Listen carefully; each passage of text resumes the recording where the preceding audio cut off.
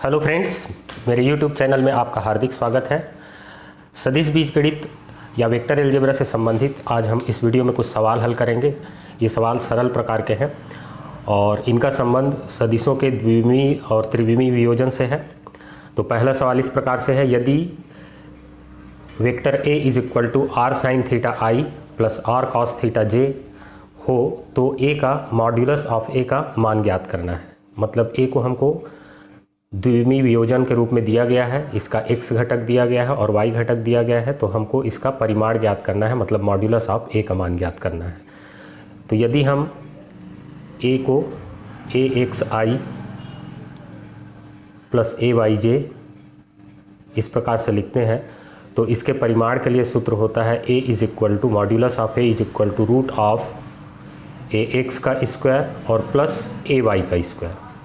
यहाँ पर ax i का गुणांक है और ay j का गुणांक है। इसको हम लोग सदिश a का x घटक कहते हैं और इसको सदिश a का y घटक कहते हैं।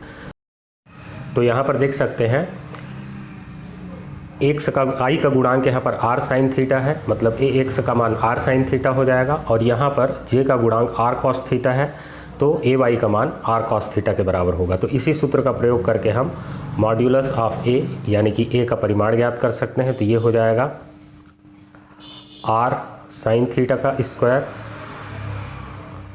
और प्लस r कॉस थीटा का होल स्क्वायर, और ये हमको मिल जाएगा is equal to root of r square sine square theta और plus r square cos square theta. अब यहाँ पर हम r स्क्वायर को बाहर निकाल सकते हैं, तो ये हो जाएगा r स्क्वायर और ब्रैकेट के अंदर हो जाएगा साइन स्क्वायर थीटा और प्लस कॉस स्क्वायर थीटा, और sign square theta plus cos square theta का मान होता है 1, तो इसलिए यहाँ पर r इज इक्वल टू हो जाएगा, sorry modulus of a is equal to हो जाएगा रूट ऑफ r स्क्वायर, या रूट लेंगे तो ये r के बराबर आएगा। तो इस प्रकार से देख सकते हैं कि इस प्रश्न का सही उत्तर ऑप्शन सी है। अगले सवाल पे आते हैं, यदि a is equal to 3i plus 2j plus k हो तो मॉड्यूलस ऑफ a का मान ज्ञात करना है। यहाँ पर सदिश a को इसके तीन घटकों के पदों में दिया गया है, x घटक, y घटक और इसको हम कहते हैं z घटक। तब जो सूत्र होता है मॉड्यूलस ऑफ a के लिए हम लोग जानते हैं, वो होता है रूट ऑफ ax का स्क्वायर प्लस ay का स्क्वायर और प्लस az का स्क्वायर। तो यहाँ पर ax के जगह में 3 है, ay के जगह में ऋण 2 है और az के जगह में धन 1 है। तो यहाँ पर हम लोग मान रख देते हैं, तो ये हो जाएगा रूट ऑफ ax के जगह में 3 रखना है तो 3 का वर्ग और प्लस ay के जगह में ऋण 2 होगा -2 का वर्ग और प्लस यहाँ पर 1 का वर्ग। तो ये आ जाएगा रूट ऑफ 9 और -2 का वर्ग करेंगे तो +4 आएगा और इसका आ जाएगा 1। तो ये आ जाएगा 9 और 4 13 और 1 14, मतलब रूट ऑफ 14। तो यहाँ पर देख सकते हैं ऑप्शन बी इस प्रश्न का सही उत्तर है। अब आते हैं इसके बाद वाले सवाल पे, यदि r is equal to 1/√3 i plus j plus k हो तो मॉड्यूलस ऑफ r का मान ज्ञात करना है।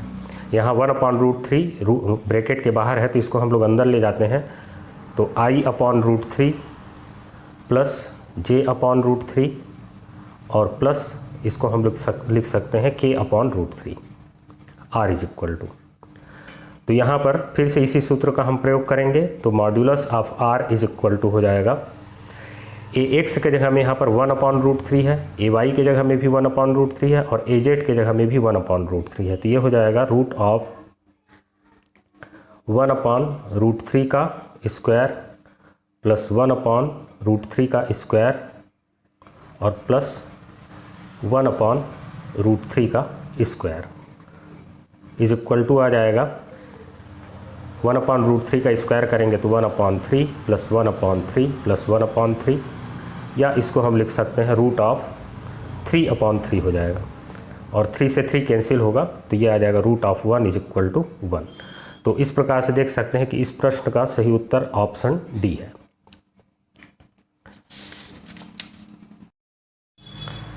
अगला सवाल है सदिश 2i minus j plus 2k की दिशा में इकाई सदिश हमको प्राप्त करना है। तो इसको हम सदिश a मान लेते हैं।